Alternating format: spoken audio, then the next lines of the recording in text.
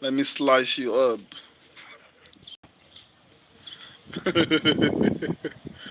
No wonder 10 people join me live.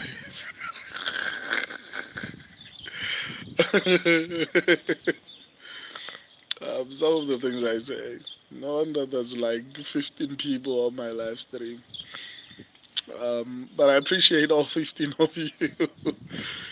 Welcome. I had a electricity issue, so if you haven't been checking the community section, I post my updates there. I also saw that YouTube is introducing a system whereby you guys are going to be able to start like conversations without me posting anything, So that's going to be quite interesting. It's going to be like Discord on YouTube in the community section, so I'm looking forward to that. So I posted that I had a couple of issues.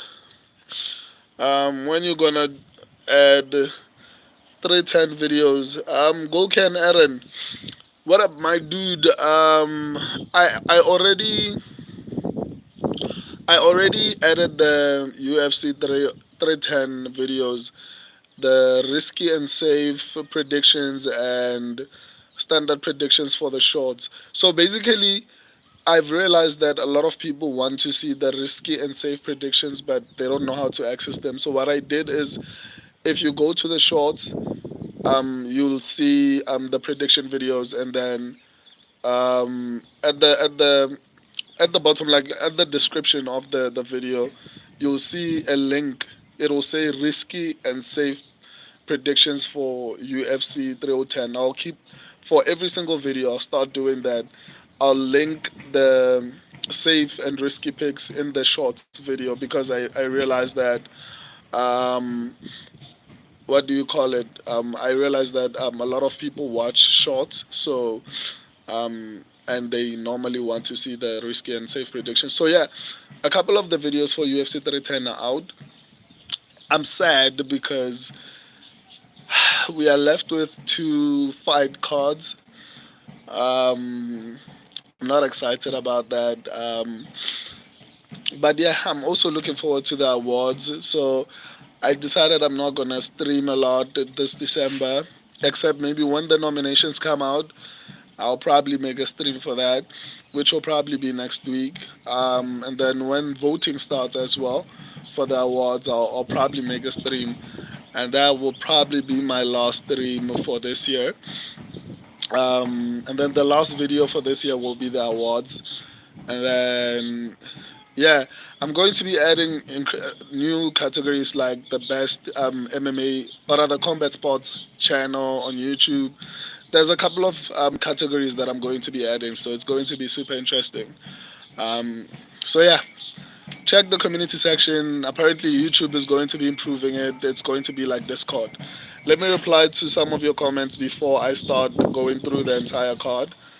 Um, when Kong robbed all my parlays, yeah, I'm disappointed largely because I was very confident, not just a bit confident. I was very confident in Wen Kong, and she once again proved me why. She proved it to me why I always say, even if I'm 100%. So I saw someone commented in one of my videos, and he was like, dude, I remember you told us not to trust you, even if you say you're 100% confident in a fight, in a female fighter. And when Con just proved it, I felt like she came into that fight overconfident. I think maybe the pressure of fighting in China probably got to her because the shot that hit her, she was going to block it, and then she didn't. I don't understand the logic behind that. She was about to block it, and then she was like, okay, let me let her hit me and drop me. Like it didn't make sense to me. But and then um, Zhao Kan Feng. I don't know how to pronounce her name. I apologize for butchering her name. But yeah, that was terrible. A lot of people who I felt like should have won the fights did not win. Even though Fang, I felt like looked decent, It goes to show that Mingxi wanted it more, and she showed why. Let me actually just go through the entire card, and I'll respond to everyone once I'm done going through the entire card. Because there's a couple of the fights that I actually want to talk about. But yeah, it hurts my feelings that we are left with two cards and then that's the final cards basically we have for this year. So let's make the most of it, because after those two cards, I probably won't see you up until January. But I'll see what I do. But I think the only thing that's going to be on the channel is going to be the awards. Anyway, Maheshate versus Nicolas Mota. Oof, this was a rough card. I, and my biggest worry is like it's going. I'm trying to make sure that my channel has like a 80% prediction accuracy. So cards like this pull me back, because my prediction accuracy is somewhere it's on 70 something right now percent, or on 200 and something fights. So I'm trying to push it to 80%. But man, cards like this are just hindering my progress. But it's cool. I'll get there. So this card I didn't do that well. I got 7 out of 13. My subscribers got 8 out of 13, if I'm not mistaken. Not great. I know for some channels maybe this is fine, but for me personally, I normally get one, two, maximum three wrong. So getting like this many fights wrong is horrible for me. It's bad. Anyway, my Heshate looked good in the fight, but it seems like anything drops him. So it just tells me that he's not cutting down to which is he's not cutting down to lightweight the right way, right? So it doesn't seem like he's doing the right things as far as cutting weight, because then it's affecting his ability to take a punch, which honestly sucks. Um, but he wasn't really that good. I just felt like he was a little bit better than Nicolas Mota. But I also knew that Nicolas Mota had a little bit more power than Maheshate. Unfortunately, I apologize. I couldn't do the upsize predictions.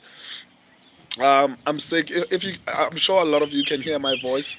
I also had electricity issues, but all of that is resolved right now. So yeah, I'm back. I'm back. I'll try to see if I can do the UFC 310 predictions a little bit early, just to make it up to you guys for not having a lot of videos. I'll see what I can do. So back to Maheshate. And I'm really disappointed in. Well, I didn't pick him because I thought he was an incredible fighter. I just picked him because I felt like between him and Nicolas Mota, he was a little bit better. And I was right, but it seems like the game changer was the power. Um, Maheshate seems to have had a little bit more power than. I mean, Nicolas Mota seems to have had a little bit more power than Maheshate, which is something I foresaw. But that's why I do the safe and risky predictions. And I feel like my safe and risky predictions recently have been really good, because since I've been doing them, especially recently in the past couple of months, I think the only fights that I said were safe that I got wrong was Mateus Gamrod, Karini Silva, as well as Wang Kong, which is three over a couple of months, especially the fights that my subscribers and I agree on. So it seems like my safe and risky predictions are really, really good. Um, but nonetheless, I did say this fight. I think my subscribers and I said this fight was 100% risky, because we both knew that Mota has the ability to win. Um, I still maintain he's not good. Just that, fortunately for him, anything that landed on Maheshate dropped him, so it gave him the rounds. But he wasn't like outclassing Maheshate; he was just hurting him. And because the judging criteria prioritizes damage, obviously Nicolas Mota will win the fight. but he's not good. I feel like Maheshate should be fighting at welterweight because clearly the weight cut is disturbing him or preventing him from being able to take any kind of punch, um, which is disappointing. But anyway, we got this one wrong. On to the next one. Xiao Long versus Kwang Li. My subscribers and I went with Xiao Long. Um, I think Xiao Long looked particularly impressive, especially when you consider that Kwang Li went to a decision and gave Gutierrez a hard time, and the fact that Xiao Long was able to finish Kwang Li, that's a really, really impressive. And I'm not doing MMA math. I'm just saying, you know, one is a ranked contender. I don't know if Gutierrez is still ranked, but one is a ranked contender, and the other is like a debuting fighter, and the ranked contender could not finish um, Kwang Li, and yet the debuting fighter was able to. So yeah, I'm still sick, guys. I apologize. So yeah, I think Kwang Li, not Kwang Li, Xiao Long. I apologize. These names, I'm just butchering them. So I think he has a really decent future. I think he still needs to improve. He didn't look like no one is going to be able to beat him. Right? He still looks beatable, but he has a little bit of a promise. So hopefully he continues to improve. Yeah. On to the next one. Leonel Kavanaugh versus Jose Ochoa. My subscribers and I went with Kavanaugh. Um, Kavanaugh as well looked good. I didn't feel like Jose Ochoa would put up as much fight as he did. I thought Kavanaugh would actually just run through him, which was not the case. Like Ochoa actually gave him a run for his money. Um, there were times where I felt like Kavanaugh was like really hurt. Um, so yeah, I don't know, man. Like recently, it's kind of difficult to tell how good someone is because, but if you're still struggling against unranked fighters, then it becomes really challenging to actually see you becoming a future contender. But it was still a decent performance. Um, so I guess we'll just have to wait and see. On to the next one. Um, to mend Yamgad. Wow. The guy who was fighting Carlos Hernandez. I'm sorry, I'm not going to try to pronounce that name. I picked him. My subscribers went with Carlos Hernandez. Once again, Hernandez is not good, and he was fighting. He was fighting a like Hernandez is not good. I don't feel like he did anything special. I felt like if the other guy had decent takedown defense, he would have did significantly well. I think he would have won the fight. I think the takedown threat influenced how he continued to fight as the fight progressed. But still, I don't feel like Hernandez is that good. My subscribers got this one right, and that's the most important thing. It doesn't matter who I think is good enough. It just matters who wins, right? But still, man. Like whenever I lose, I feel bad. I feel horrible if my pick loses by knockout or like something brutal. But whenever the fight is like, okay, it's 1, 2, 3, I don't feel too horrible because it's MMA ultimately, and especially because I didn't have enough information on the fighter. I think this December I'm going to work on trying to analyze the regional fighters because otherwise it's going to affect my prediction accuracy because I really want to get it to 80% and then maybe push for 90 next year, but we'll see. the goal now is 80%. I'm above 70, so I'm chasing 80%. So yeah,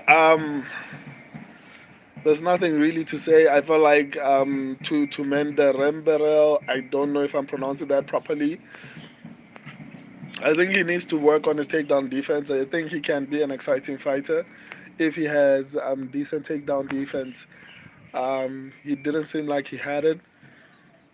It was terrible. That's why he lost the fight, I think. Obviously, Hernandez looked like he was landing a couple of shots, but it's only because it was opened up by the fact that um, the guy was worried about the takedowns, you know. Anyway, I got this one wrong. My subscribers got it right. On to the next one. Performance of the night: the Ming Shi versus Feng Xiao Ken Feng. I don't know if I'm pronouncing this properly. I feel like Feng was actually beating Ming Shi, but Ming Shi reminds me of Bilal Muhammad. She reminds me of Dricus Duplessis. It seems like maybe it doesn't translate because we can't hear her speak, but it feels like she has the same level of conviction and belief in what she does. I heard that she's also a doctor, a full-time doctor. Her family doesn't know she's like a professional fighter in the UFC right now, actually. So, you know, there are certain fighters who are able to excel because of the overwhelming belief they have in their abilities. And the Dricus Duplessis and Bilal Muhammad are one of them, or rather two of them, right? I feel like Mingshi is like that because I feel like she was losing, in my opinion, but she wasn't giving up, and she actually ended up finishing the fights brutally. I've never, I've never seen anyone like that and feel worried that is she going to die or something like that. That was brutal. I feel like she's too big for the division. Probably that's why it affected her so terribly. Maybe she should move up. Maybe I'm wrong, but I feel like it's because of that the knockout was that bad. It's kind of like when Israel Adesanya knocked out Alex Pereira. But even then, I don't feel like, at least Alex Pereira seems to have been cutting down to middleweight the right way because he wasn't stretched out of the arena. People like, what do you call him? Uh, People like Maheshate and Xiao Ken Feng, I feel like they're fighting at divisions that they're not supposed to be fighting at, or they're not cutting weight the right way. Because obviously they're trying to have a height advantage, a size advantage, but I don't think they're doing it the right way because it's affecting their fighting abilities. I think both of them should move up, but at least I feel like Xiao Ken Fang has a future. You know, she might be a champion. I feel like she was caught. I don't think she was outclassed. She was just caught. You know, I think if she moves up, she stands a better chance at actually being a really good prospect. Whereas Maheshate is, I don't know, he's terrible. Anyway, um, she deserved the performance of the night bonus. Congratulations to her. A lot of us got this fight wrong, including myself and my subscribers. So yeah, that sucks. On to the next one.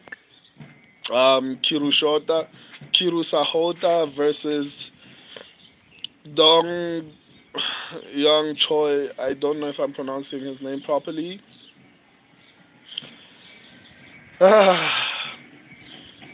Regional fighters. My subscribers and I went with Kiru Sahota. Um, there's nothing to say. He looked horrible in that fight. Um, I don't know what was happening. Like I hate region. Like that's one of the reasons why I hardly ever predict any other promotion. Largely because I feel like their divisions are like women's MMA in the UFC. A lot of their fights are very unpredictable. Anything can happen. This guy can look like a future star in one fight and then look like trash in the next one. So that's one of the reasons why. It's not the main reason, but it's one of the reasons why I honestly don't even bother trying, and that's why I actually even focused on boxing as opposed to trying to make videos for Bellator or One Championship, because a lot of their fighters, the, it feels like they're still developing, and like it's very unpredictable. But yeah, Sahota looked horrible. It's hard to say how good Detroit is because the fight didn't play out that long. Let me actually check which round it ended in. Yeah, it ended in the first round. 2 minutes. So it's hard to say how good he is. I guess we'll just have to wait and see. But yeah, this sucked really bad. On to the next one. Uh, by Jen Gilisi. I don't know if I'm pronouncing that properly. Versus Su Young Yu. Wow. So yeah, I went with the other guy. I think my subscribers went with Su Young Yu, if I'm not mistaken. I think okay. I think Yu looked pretty decent. He outperformed my expectations. I thought the names are also very difficult to pronounce, guys. Like I'm not trying to be an asshole. Like they're very difficult to pronounce. Jiliisi, I don't know if that's proper. Anyway, I thought the other guy would be a little bit better. Um, plus, I did these predictions under a lot of pressure, but nonetheless, I don't think even if I had time, it would have made any difference. That's one of the reasons why I was like, these fights are risky. Um, so yeah, my subscribers got this one right. As far as fighting abilities, they're both regional fighters fighting each other. So there's honestly, it's not like Yu was separating himself by a large margin. So he was performing decently, nothing impressive. So yeah, on to the next one. Oh, sorry about that. Those prelims were hard to get through. Yeah. Anyway, the main card, Zhang Mingyang versus Ozzy Diaz. My subscribers oddly went with Ozzy Diaz. I went with Zhang Mingyang. I got this one right. I actually thought the Zhang Mingyang um, was a bit overrated in the beginning. Even though I picked him, I was like, ah, I don't know. I didn't like how he looked in his first or debuting fight. But and even in this one, even though he got the knockout, but I feel like he gets hit too much. But Ozzy Diaz looked a bit decent against Joe Pfeiffer, so maybe that's the reason. But ultimately, as long as Zhang Mingyang is finishing fights, I think that's the most important thing. Um, so yeah, I'd like to see him against a ranked opponent, but I mean he's in light heavyweight, so he doesn't have that much to worry about until he gets maybe to the top five.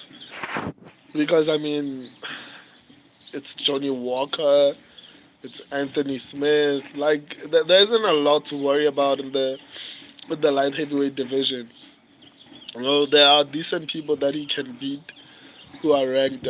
So yeah, I think he might become a contender eventually. Damn, that was brutal. I somehow have flu in summer, but it's going away. I apologize. And I think it's getting worse because I'm talking for too long. But yeah, I think I'll be fine within the next 2 days. I think I'll be fine. It was bad a couple of days ago, so that's part of the reasons why I didn't stream. So yeah, uh, Volkan Oezdemir versus Carlos Olberg. Um, my subscribers and I went with Carlos Olberg. I didn't realize that Carlos Olberg was 34 years old. I think they need to push him a little bit more. I think he should be a little bit more active, because he's about to hit 35. And once you hit 35, I know a lot of people look at Glover Teixeira and Alex Pereira and think, well, no, you don't. The age of 35 means nothing in light heavyweight. It does, man. Okay, you have also Jan Blachowicz, who became a champion a little bit later in his career. But still, I feel like there are a few exceptions, right? Obviously, Glover Teixeira was able to do it, and whatever he was doing, obviously, he's teaching it to Alex Pereira. So those two don't count. They are exceptions. Jan Blachowicz is one of the other exceptions. Age does influence how you fight, and I would like to see Carlos Olberg fight for the title by next year latest. I want Magomed Ankalaev to actually win the belt, especially after everything the UFC has put him through. I think I would like to see him win the belt. But a fight between Alex Pereira and Carlos Olberg would be incredible, especially because of the storyline that would be built. I mean, Israel Adesanya is a teammate of Carlos Olberg, so the storyline would be incredible. But yeah, I'd like to see Magomed Ankalaev. So I'm, I'm, I'm caught in between. I'd like to see him win the belt, or you know what? Maybe Ankalaev can win the belt, and maybe Pereira eventually maybe fights Olberg. I don't think that's gonna happen. I think if but what do you call him? Pereira loses, he's going to get an immediate title rematch. So yeah, I think Carlos Olberg looked sensational. The commentators were saying it's close. I didn't think it was close. Um, but yeah, I apologize. So yeah, I think Carlos Olberg looked incredible. On to the next one. Women's MMA. Ne? Wen Kong versus Gabriela Fernandez. This fight. This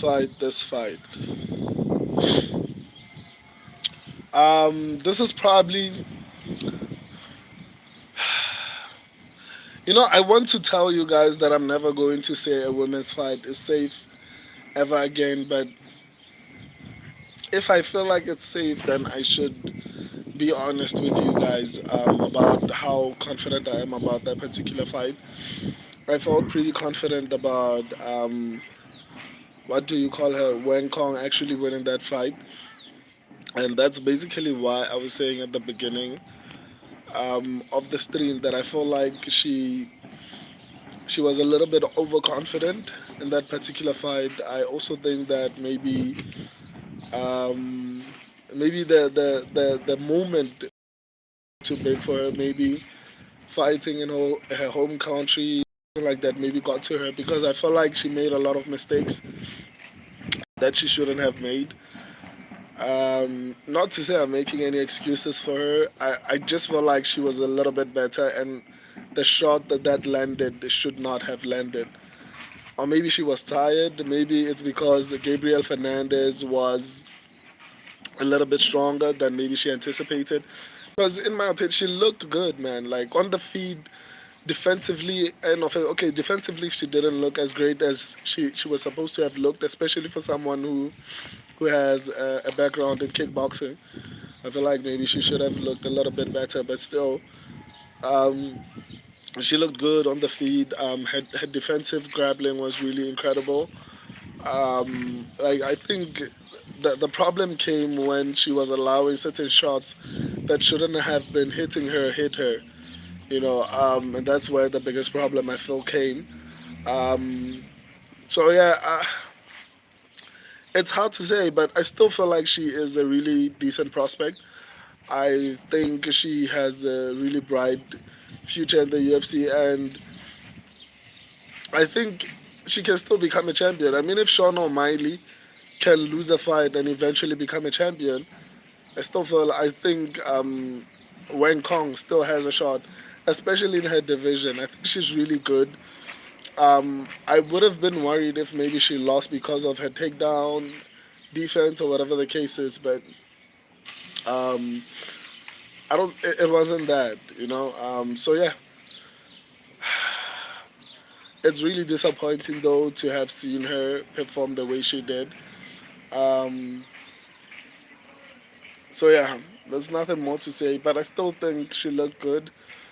I just felt like there was something. I can't explain it. I just felt I don't think that's her peak. I don't think that's a reflection of how good she is. So it sucks that she lost because I know a lot of people had her in their parlays. Um, I also feel terrible, largely because I felt pretty confident. In my head, I was like, nah, she's going to definitely win. And she disappointed me.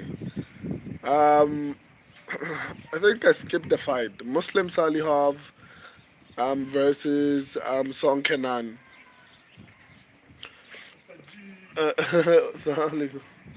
So, um, I think I'm excited about it, but I'm not too excited, largely because it's always nice to pick a really difficult pick if my predictions all round are really good.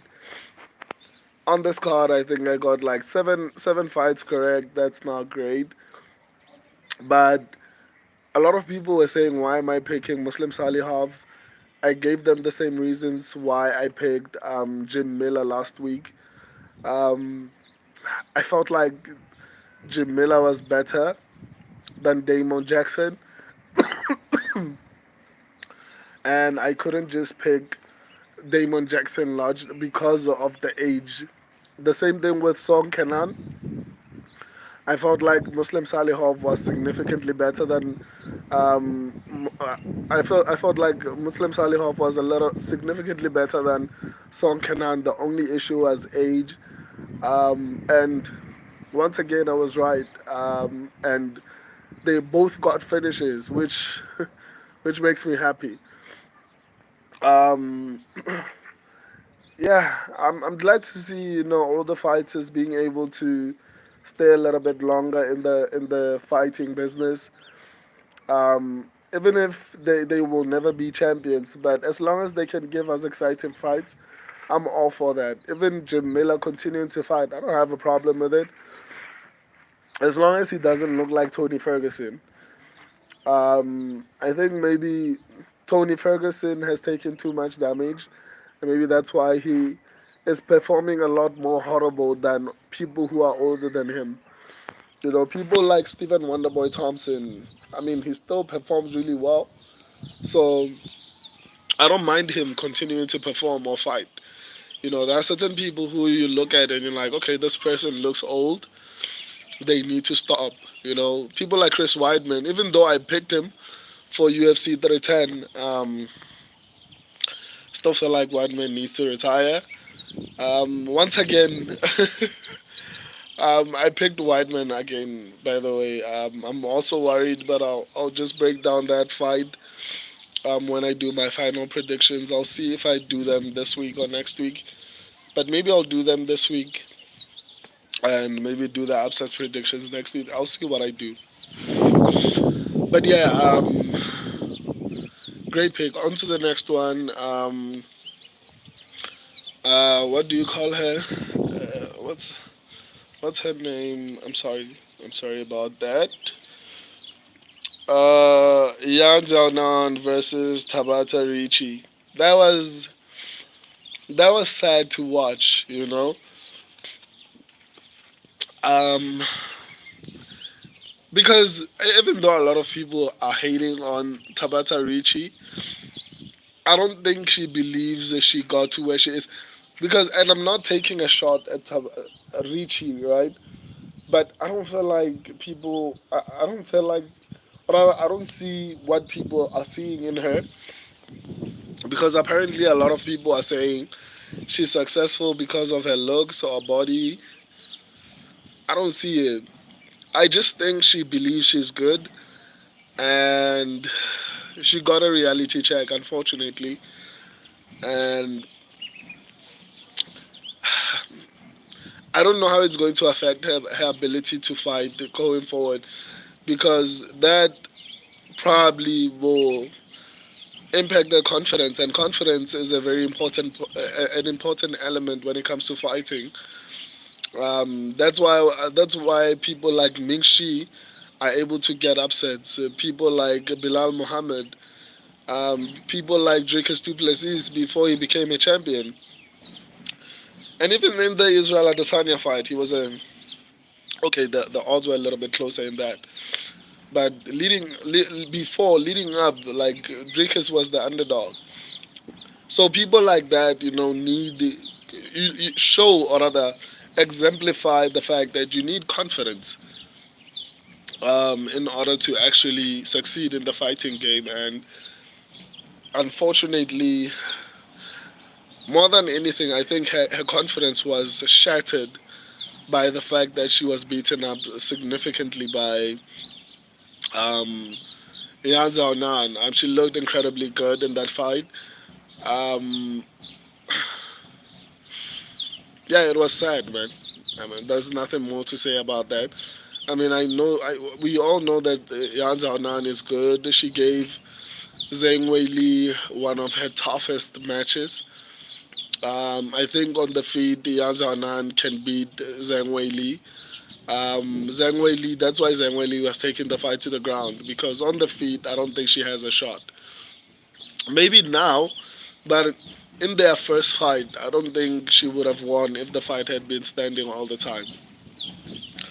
Anyway, my subscribers and I got this one right. Main event. um, a lot of people were trolling me.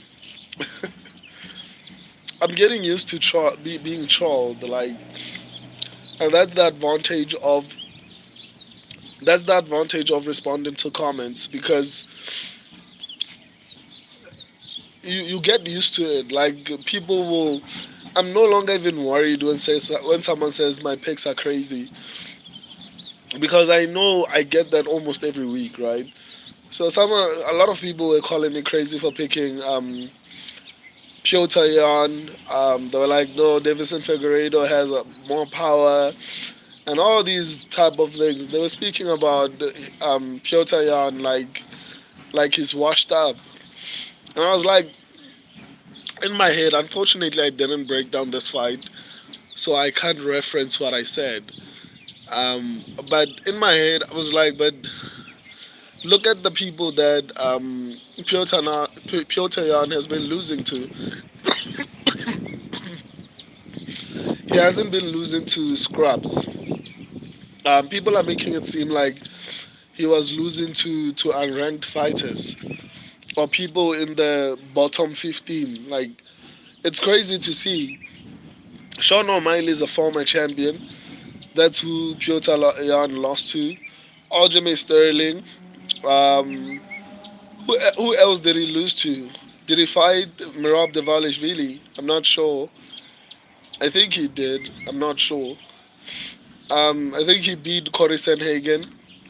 So a lot of people were like, and in my head, I'm like, the guys, I know that Deivison Figueiredo was the champion at flyweight, but it was also because of the size advantage. He was killing himself to make that weight, and it gave him a little bit of an advantage as far as size, as far as power. So that's, I'm not saying he's not good because he's been having success at bantamweight. I'm just saying he wasn't extremely skilled. He is very skilled, but the size and power gave him an advantage at flyweight, right? And he performed really well against bantamweights like Rob Font. Um, but for me, it was like no. I feel like Piotr Jan has been fighting bantamweights all his career, and he's been fighting elite bantamweights, not just average bantamweights. And even the ones that he lost to, it wasn't like horrible losses. A lot of them were very close. The loss to Aljamain Sterling was very close. The loss to Sean O'Malley was very close. So it's not like he was being destroyed in all these fights. And people were acting like this guy's washed up. But nonetheless, Piotr Jan looked sensational. Um, I don't know, man. I'd like to see Umar fight for the belt. I think if Piotr Jan fights Umar, he's probably going to lose. I'd much rather see Piotr Jan fighting someone else and maybe fight Umar when Umar has the belt because Mirab is not going to beat Umar. So I'd prefer to see either Piotr Jan wait for the fight between Mirab and Umar to happen, and then maybe he gets the winner of that. I think because I don't want to see the rematch with Sean O'Malley and then he gets robbed again. Um, he already beat Corey Sandhagen. He already beat, I think, Chido Vera. Like there are a couple of people that he already beat that I wouldn't want to see the matches against. So I'd like to see him maybe wait for Umar and Merab to fight and then fight the winner of that. I don't think he needs to fight anymore. He's a former champion. He has beaten a couple of people. There aren't that many definitive title contenders in the bantamweight division. I think I think Gian can win. I don't know. That's my opinion, though. Um, I'd like to respond to comments, but a lot of the people who probably left them have left the comment section. But let me just do it. I'm sick, guys. So yeah. Um, Gokan Aaron. All thanks, dude. You are the best. All respect. I appreciate that, man. Um, Cheeky point. Cameron, me and you both brothers. Me and you both. Now, I apologize for that. Cheeky point. That this shit got me so heated. It's not even funny. I understand, my dude. I understand the anger. Wang and Fang robbed us. Yeah, yeah, but they tried though. Like I understand how you guys are feeling, but they tried. I just felt like Fang tried. She legitimately lost while trying. Whereas I felt like Wang Kong was a bit too overconfident. She was making stupid mistakes, and her defense was not tight. I don't know why, but her defense was terrible. Um, Cheeky point. Good morning, my brother. Thanks for your videos. Blessings to you. And shout out from New York. Wow. Welcome to the Cheeky Point. I don't know if your name sounds a bit familiar. I don't know if I've seen you in the comment section or you have a channel. I don't know. Let me actually let me actually see. Okay, I can't check your channel now, but yeah, your name sounds familiar. Um, Goken Aaron, thanks brother. I appreciate that. Ismail Aziz Yanwin, yes. Goken Aaron, I can't read your language, my guy. Kamran Srobon, Wang was a better fighter, but she did make fun of her opponent. Yeah, that's what I think happened. I think she took her lightly. The same way I felt like um, Gabriela Fernandez was not going to be a threat. She probably felt that she was like, nah, this is gonna be easy, and she paid for it. I think she was underestimating her opponent, and she paid for it. She came in there overconfident. Um, Goken Aaron. No, that was a robbery. What was a robbery? Chikwi Pon, shout out from New York, my brother. I appreciate that, my dude. Goken Aaron. I chose Morta. Yeah, good pick, man. Good pick. Goken Aaron, but he have to improve his skills. He looked to knockdowns, but still don't have power to finish. Yeah, but also I think it's because Nicolas Mota is so I mean, Maheshate is so chinny. It's frustrating. Kamran's Robon, bro, you should predict some sure fight prediction for 2 or 3 fights parlay. Yeah, I normally do that on my upsets predictions, which come out on Friday. But I'm still trying to decide because this week you guys there are videos on the channel that are coming out for this whole week. Next week the videos that will be coming out will be short. So I think maybe I should wait or maybe break down each individual fight and then make a final prediction video. Maybe that's what I'll do.